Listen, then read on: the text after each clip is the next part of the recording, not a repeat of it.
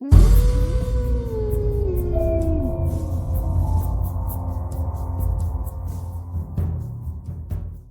कहानी की लेखिका है सोनिया सैनी।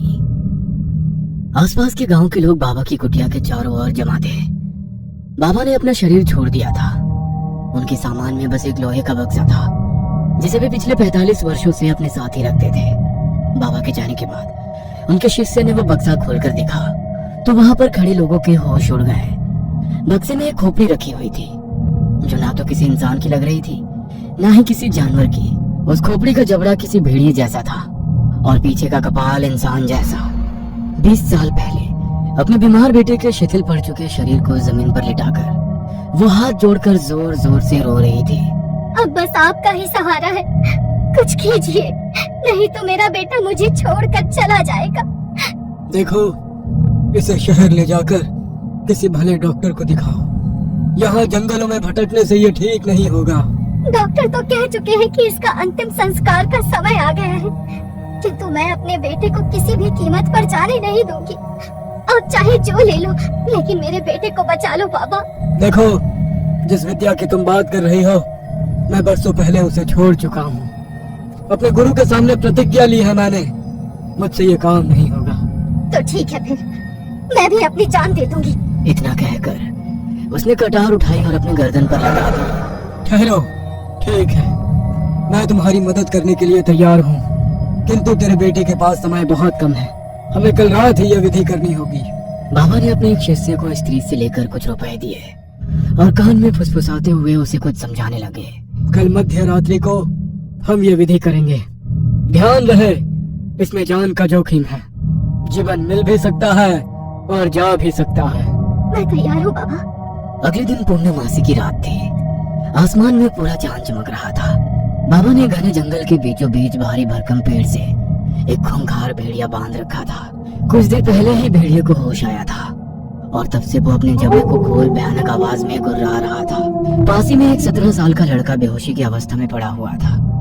जमीन पर तंत्र साधना का सामान फैला हुआ था। बाबा की दूसरी ओर लड़के की माँ बैठी सिसक रही थी। आज पूर्णमासी की रात है। आज के दिन भेड़ियों की शक्ति बहुत अधिक होती है, इसलिए हमारे तंत्र शास्त्र में आज के दिन कोई विधि नहीं की जाती। लेकिन अगर आज कुछ नहीं किया तो तेरे बेटे के प्राण निकल जाएंगे, इसलिए मुझे अपने नियमों के विरुद्ध जाकर ये विधि करनी होगी। इसके बाद बाबा मंत्र पढ़ना शुरू कर देते हैं। रात के ठीक 12 बजे बाबा ने भेड़िए के गले पर चाकू से वार किया। भेड़िया भयानक डरावनी आवाज में चिल्लाया। वह आवाज सुनकर वहां उपस्थित सभी लोगों के दिल उछलकर मुंह में आ गए थे। भेड़िए के गले से खून की धार बह रही थी। बाबा ने भेड़िए के खून से लड़के के पूरे शरीर पर लेप कर दिया। वो आंख बंद करके जोर जोर से मंत्र पढ़ रहा था। अंत में बाबा ने रक्त की कुछ बूंदें लड़के की जीभ पर रखी और कुछ बूंदें नाक से उसके शरीर में प्रवेश करा दी। लड़के के शरीर में हलचल सी होने लगी। लड़का अपने हाथ पैर जोर जोर से हिलाने लगा। ऐसा लग रहा था जैसे उसे मिर्गी का दौरा पड़ गया हो। तेजी से हिलते हुए वो भेड़िए के पंजों से जा टकराया। लड़के के शरीर से भी अब खून बहने लगा था। कुछ ही पलों के बाद लड़का बिल्कुल शांत हो गया। काफी देर तक तड़पने के बाद भेड़िए की भी मौत हो गई। अपनी विधि संपन्न करने के बाद वे सभी वापस कुटिया में लौट आए। अगली सुबह, माँ, ये सब क्या लगा रखा है आपने मेरे शरीर पर? छी, मुझे बहुत बदबू आ रही है। इतना कहकर वो रगड़ रगड़ कर नहाने लगता है। विराज अब बिल्कुल स्वस्थ हो चुका था। ऐसा लगता ही नहीं था कि कुछ घंटे पहले तक उसका शरीर पीला और निष्प्राण पड़ चुका था। वह स्त्री अब जंगल के साथ सटे हुए गांव में ही एक छोटी सी झोपड़ी बनाकर रहने लगी। उसका बेटा दिन प्रतिदिन स्वस्थ और हट्टा कट्टा होता जा रहा था। वह प्रतिदिन माँ से मांस का भोजन मांगता और न मिलने पर गुस्से से आग बबूला हो जाता। कभी अपना सर दीवार में मारता तो कभी माँ को धक्का मार कर गिरा देता। उसकी माँ बेटे के गुस्से और भूख को उसकी बीमारी से पैदा हुई चिड़चिड़ाहट और कमजोरी समझ रही थी, किंतु ये तो तूफान के आने की आहट बन थी। कुछ दिन बाद पूर्णमासी की रात थी। वो औरत अपनी झोपड़ी में अपने बेटे के साथ सो रही थी। अचानक ही आधी रात गए कुछ अजीबोगरीब आवाज सुनकर उस महिला की आंख खुल गई। विराज दर्द से कराह रहा था। देखते ही देखते वह दर्द से छटपटाने लगा और चीखते हुए दीवारों में सर मारने लगा। उसका सारा शरीर अकड़ा हुआ था। हाथ पैर लगता था किसी ने मरोड़ दिए हो। कुछ ही देर में विराट का शरीर एक भेड़िए में बदलने लगा। विराज एक वहशी दरिंदे की तरह दिल भेदने वाली आवाज में चिल्ला रहा था। जब विराज पूरी तरह से एक नर भेड़िए में बदल गया तो उसने खिड़की से बाहर की ओर एक छलांग लगा दी। हे भगवान, ये क्या हो गया मेरे बेटे को? मुझे अभी भी अपनी आंखों पर भरोसा नहीं हो रहा है। अगर मैंने किसी को भी ये बात बताई तो वे लोग मेरे बेटे को मार डालेंगे। अब मैं क्या करूं? विराज को जोरों की भूख लगी थी। मांस की गंध सूंघते हुए वो कुछ दूरी पर घर के बाहर सो रहे कुत्ते पर झपट पड़ा। विराज ने अपने बड़े बड़े नाखूनों से कुत्ते के शरीर के टुकड़े टुकड़े कर दिए और बड़े शौक से उसे चबा चबा कर खाने लगा। कुछ देर बाद वो चबा हुआ मांस अपने मुंह में दबाकर अपने घर लौट आया। अगली सुबह विराज के पूरे घर से मांस की दुर्गंध आ रही थी। घर के आंगन से लेकर कमरे तक हर तरफ खून और मांस के टुकड़े बिखरे हुए थे, जिन पर असंख्य मक्खियां भिनभिना रही थी। विमला, ये कैसी गंदी बदबू आ रही है तेरे घर से। लगता है बिल्ली ने कोई खरगोश मार दिया है। मैं सफाई कर देती हूँ। अगला एक महीना शांति से बीत गया। विमला मन ही मन बहुत खुश थी। उसे लग रहा था शायद उसका बेटा ठीक हो गया, किंतु ये तूफान से पहले की शांति थी। आज फिर पूर्णमासी की रात थी। आधी रात को ठीक 12 बजे विराज दर्द से छटपटाने लगा। कुछ ही देर में वो एक विशाल नर भेड़िए में बदल गया। अपने घर से बाहर आकर वो शिकार की तलाश करने लगा और जंगल में गुरुजी के आश्रम जा पहुंचा। वहां पहुंचकर उसने कुटिया के बाहर सो रहे एक शिष्य पर हमला कर दिया। भेड़िए ने अपनी तलवार से ज्यादा तेज गति से एक ही बार में उसका सीना चीर दिया। शिष्य के सीने से खून बहकर जमीन पर फैल गया।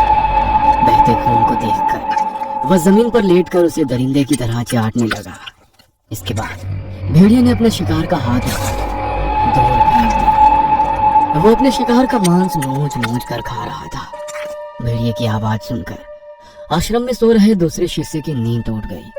वह बाहर निकला तो उसने एक विशाल नर भेड़िए को मांस नोचता देखा। ये कैसे हो सकता है? नर भेड़िए के विषय में तो बस कहानियों में ही सुना था। हमारे जंगल में अचानक नर भेड़िया कैसे आ गया? गुरुजी को ये बात बतानी होगी। शिष्य दौड़ता हुआ बाबा के पास गया।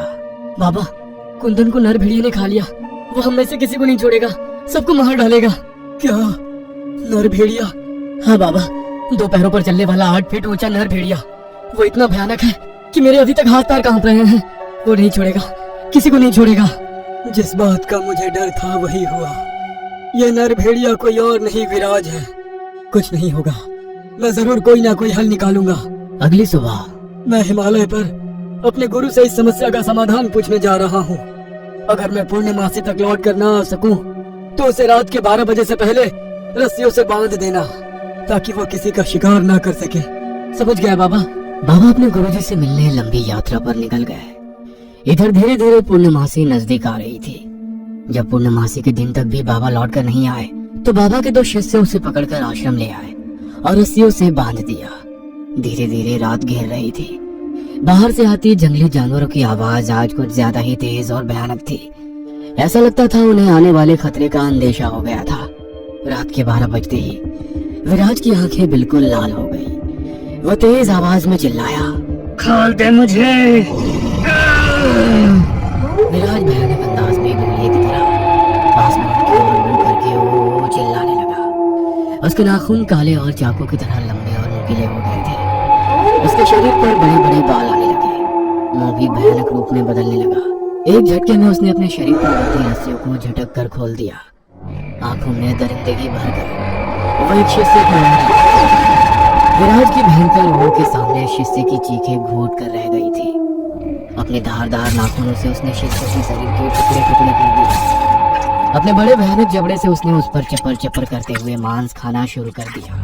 विराज के जबड़े से खून टपक रहा था और शरीर खून से लथपथ हो गया था। विराज ने गर्दन घुमाकर दूसरे शिष्य की ओर देखा। यह विभत्स दृश्य देखकर वह जड़ होकर एक कोने में खड़ा हुआ था। विराज ने दूसरे शिष्य की ओर छलांग लगाई। तभी शिष्य ने अपनी कमर में छिपाया हुआ चाकू बाहर निकाल दिया। शिष्य विराज पर चाकू से हमला करने ही वाला था कि तभी उसकी माँ विमला बीच में आ गई और उसने शिष्य को दूर धक्का दे दिया। चाहे जो हो जाए, मैं अपने बेटे को नहीं मारने दूंगी। इससे पहले कि विमला संभल पाती, विराज ने विमला पर भी हमला कर दिया।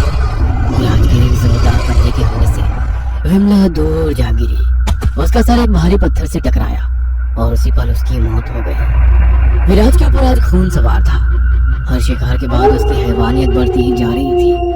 अपनी माँ को मारने के बाद वो फिर से शिष्य की ओर बढ़ा। इससे पहले कि वो उसको भी नोच कर खा जाता, पीछे से बाबा ने आकर एक अभिमंत्रित तलवार से उसके ऊपर वार कर दिया। भेड़िए के शरीर से खून बहने लगा। शिष्य को छोड़कर गुर्राते हुए वो बाबा की ओर झपट पड़ा। सही समय पर बाबा अपनी जगह से हट गए, लेकिन तब भी भेड़िए का नुकीला पंजा उनके पैरों में धस गया था। भेड़िया फिर से 2 कदम पीछे हटा और उसने बाबा पर छलांग लगा दी, लेकिन इस बार बाबा ने कोई चूक ना करते हुए तलवार ठीक उसके दिल में घोंप दी। भेड़िया चिल्लाता हुआ जमीन पर गिर गया। बाबा ने आव देखा ना था, झट से एक के बाद उसके सीने पर कई वार कर दिए और उसकी गर्दन धड़ से अलग कर दी। नर भेड़िया का अंत हो चुका था। बाबा को भी समझ आ गया था कि उनके गुरुजी ने क्यों उन्हें ये विद्या उपयोग ना करने का प्रण दिलवाया था। अपनी गलती को जीवन भर याद रखने के लिए उन्होंने इस नर भेड़िए का सर बक्से में बंद करके अपने पास रख लिया। बाबा अपना आश्रम छोड़कर हिमालय में बस गए और तभी से उनका बंद बक्सा एक राज बना हुआ था। वो राज आज 45 वर्षों बाद खुल गया था। ये कहानी आपको अच्छी लगी हो तो हमें सब्सक्राइब करें, हमारा इंस्टाग्राम और फेसबुक पेज जरूर फॉलो करें। और हाँ दोस्तों, सब्सक्राइब करना भूलना मत।